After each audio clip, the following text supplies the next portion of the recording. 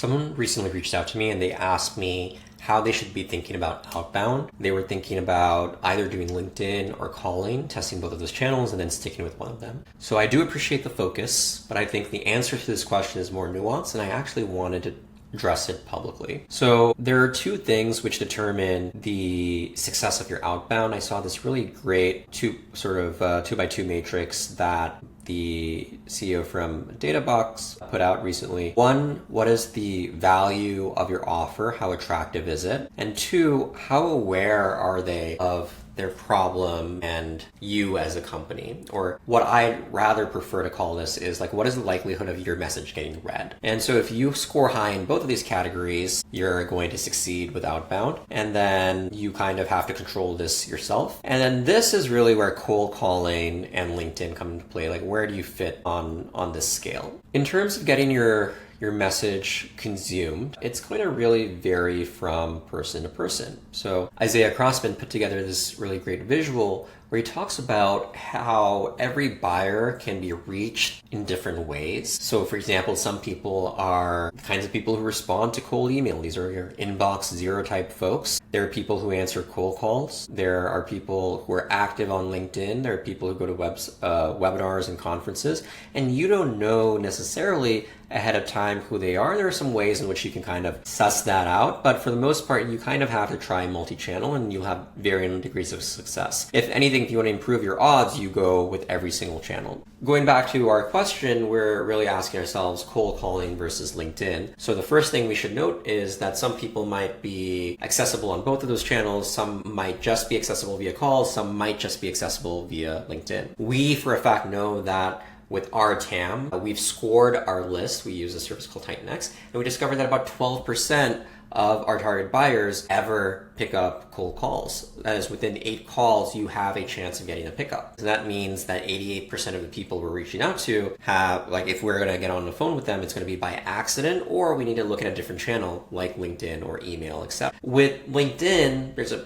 pretty darn good chance that if you're selling to a white collar worker who goes to conferences, networks, has ever looked for a job, that they're pseudo active on LinkedIn, at least a weekly active. 80% of your weekly active users on LinkedIn are checking their feed as well. And so that's also another great channel. And so I think historically, I feel like everybody's kind of given up on email to a certain degree. It's still useful, especially if you can automate it with AI and have a very narrow list and a very unique message. Everyone's on the sort of power dialer phone calling train right now, but I think that is also going to come down, and we're already starting to see that. And I think the trend that's picking up for the moment is social selling. There's a lot of alpha here, and it's not as captured as it could be. And so going back to the original question of, okay, who is going to be receptive to cold calls? With cold calls, assuming you have a good offer, you're good and skilled at calling, and you have the right numbers and good data, you're probably going to be able to reach 10 to 20% of your target buyers. It's just going to take a lot of time and a lot of dials to get to them. So let's think about LinkedIn juxtaposed against it. So the one thing about LinkedIn is it doesn't require 40 hours a week. You might need to dial a lot in order to reach people via phone. And it's great because you literally get them live on a call, but they might be busy. They might not pick up. A whole bunch of other issues arise. But LinkedIn, it's not a live conversation. It's more so a conversation via DMs or comments or something along those lines. But you have a much, much higher chance of actually getting read. One, because if they are in their LinkedIn feed and you're posting or commenting, they're very likely to see that. And number two is if you are able to get your connection request accepted and DM them, most people are seeing about 8 unread DMs on LinkedIn versus over 100 via email. And so people are very likely to read those 8 DMs and you will at least get your message read. You can also send media, so you're able to send voice notes and videos, which really stand out and help you get your point across more effectively as well, which I think can be pretty darn valuable from using LinkedIn. The side benefit of LinkedIn versus calling, apart from just you can reach more people, is that you can actually educate. So it's really hard to get across what you do or build that proof when all you have to go by is, I don't know, 50 characters in a DM or a very short video, and you have to get people to be excited enough to watch it. If you're posting in the feed or commenting on people's posts, you can kind of build up to that and you can get people to know what you do way ahead of time so that you essentially increase the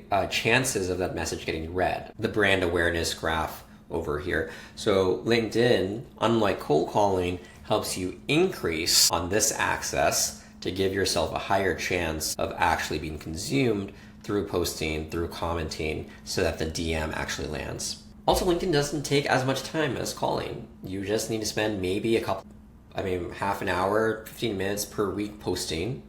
At most, don't spend more than that. A similar amount of time commenting. If you want to make all this faster, obviously you can use tools like Letterdrop to make it way more effective and way more scalable. But on the whole, it doesn't take that much time when compared to what you have to do with calling, which is just literally sit on the phone and dial. You can accelerate that with power dialers like Orem and Nooks, or using solutions like Next to figure out which numbers are more likely to pick up, but it just consumes time. The last thing I will say is that these actually work really well together. So if you warm up somebody via LinkedIn and now they answer the phone, they can be much more likely to want to talk to you based on your presence on LinkedIn. Now, that's happened to me before where I had easy layups on cold calls because they've seen me before on LinkedIn or on podcasts or something along those lines. The inverse also works. Maybe if you've called a person a certain number of times, you're not getting through to them, you can always leave a voicemail and try to tell them like, hey, I shot you an email or connected with you on LinkedIn, take a look at it. I think it's valuable for XYZ reasons, very succinctly.